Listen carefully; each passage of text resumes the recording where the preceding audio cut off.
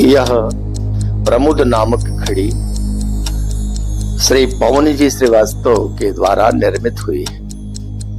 इस घड़ी की जो विशेषता है वो वेदों से लेकर के अधुनातन जो काल की व्याख्या होती रही है समय समय पर आचार्यों के द्वारा, ऋषियों महर्षियों के द्वारा, श्रीवास्तव जी ने कोशिश किया है कि वो सारे काल जो क्रमबद्ध चला करते हैं उसको एक घड़ी में हम पिरो दें, और ये अपने कार्य में लगभग सफल भी हो चुके हैं। जो स्थूल काल है वो तो सब बन गए हैं, सूक्ष्म कालों को भी इन्होंने एक दिशा दी और घड़ी में अंकित किया। यह घड़ी प्रमुद नाम रखने के पीछे का कारण यही है कि यहाँ जो प्रहर से प से प्रहर, मुंह से मुहूर्त और द से दंड, जिसे हम घटी भी कहते हैं दंड को, तो प्रमुद माने प्रहर, मुहूर्त और दंड, इन तीनों का जो संक्षिप्त रूप है वह है प्रमुद घड़ी।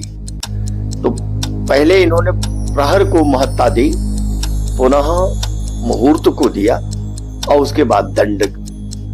घटी के अनुसार किस काल में किस देवता का कौन सा अंश रहता है, और मुहूर्तों के जो स्वामी हैं, जैसे एक अहोरात्र में 30 मुहूर्त होते हैं, तो 15 मुहूर्त दिन के, 15 रात्रि के, उन मुहूर्तों को, और जो एक अहोरात्र में 8 प्रहर होते हैं, 4 प्रहर दिन के, 4 रात्रि के, उसे भी, और साथ में जो दंड माने 24 मिनट की एक घटी होती है, और मुहूर्त 2 जब दंड हो जाते हैं, मुहूर्तम घटिका द्वयम, घटिका द्वयम माने 2 घटी बराबर 1 मुहूर्त। और दंड नाम ही इसलिए पड़ा था कि प्राचीन काल में घड़ियां जो होती नहीं थी, तो घड़ी में एक दंडानुमा सीधी लकीर बना करके रेखांकित किया जाता था, और जल बिंदु जो गिरते थे पल पल, उसी से वो एक क्रम बनता था, तो कहते थे एक दंड पूरा हुआ।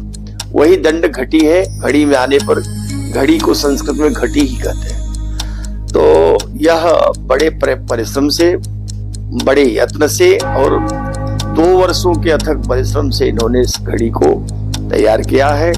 बीच बीच में मुझसे भी परामर्श करते रहे हैं, तो सबका ये जो परिश्रम इनका अपना बना, सबके सहयोग से, और स्वयं इनकी लगन, इनका उद्देश्य, इनका जो संकल्प था वो आज पूरित हो गया, पूर्ण हुआ।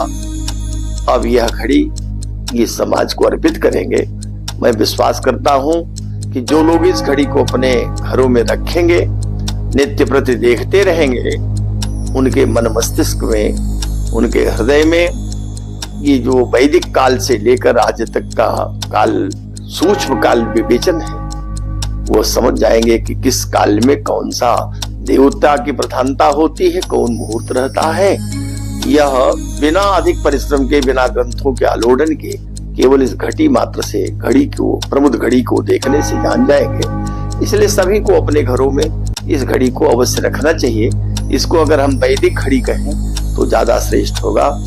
मैं इस घड़ी निर्माता पवन जी श्रीवास्तव को हृदय से शुभकामना भी देता हूं और शुभाशीष भी देता हूं कि अपने कार्य में ये निश्चित ही सफल हुए हैं, और आप दर्शकों का जब यह इनको साधुवाद मिलेगा तो निश्चित ही इनका परिश्रम सार्थक होगा, और भविष्य में इसी प्रकार ये और चिंतन करते हुए कुछ नई चीजें समाज के सामने लाएंगे। मैं इनको आशीर्वाद के साथ शुभकामना देता हूं कि आगे और भी ये तल्लीनता से कुछ वैदिक कालखंडों को विवेचित करें। धन्यवाद।